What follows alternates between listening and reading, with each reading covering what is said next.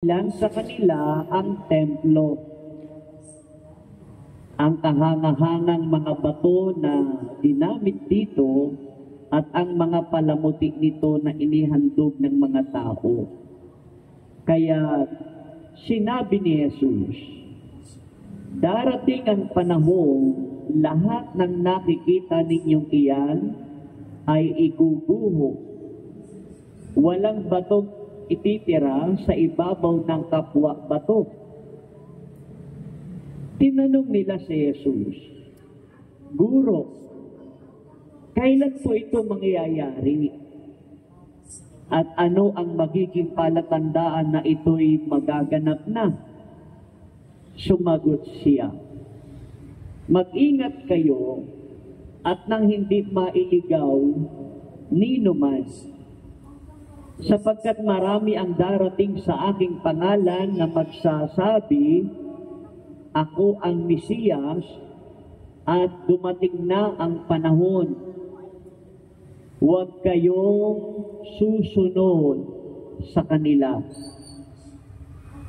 Huwag kayong mabagabag kung makabalita kayo ng mga digmaan at mga himagsikan.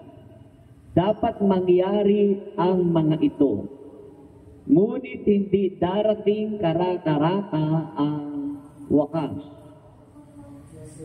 At sinabi pa niya, makikipagdigma ang bansa laban sa kapwa bansa at ang kaharian sa kapwa kaharian. Magkakaroon ng malalakas na lindol, magkakagutom at magkakasalot sa iba't ibang dako. May lilitaw na mga kakilakilabot na bagay at mga kagilagilalas na tanda buhat sa langit. Ngunit, bago mangyari ang lahat ng ito, darating kayo't uusigin. Kayo'y dadalhin sa mga sinagoga upang litisin at ipabilanggo. At dahil sa akin, ay ihaharap kayo sa mga hari at mga gobernador. Ito ang pagkakataon ninyo upang magpatotoo tungkol sa akin. Ipanatag ninyo ang inyong kalooban. Huwag kayong mababalisa tungkol sa pagtatanggol sa inyong sarili.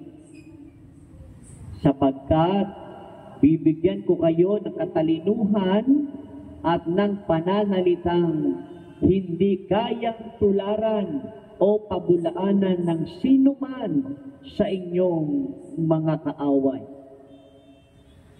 Ipagkakanulo kayo ng inyong mga magulang, mga kapatid, mga kamag-anak, at mga kaibigan, at ipapapatay ang ilan sa inyo. Kapupuutan kayo ng lahat dahil sa akin. Ngunit, hindi mawawala ni isang hibla ng inyong buhok. Sa inyong pagtitiis ay tatamuhin ninyo ang buhay na walang hanggan.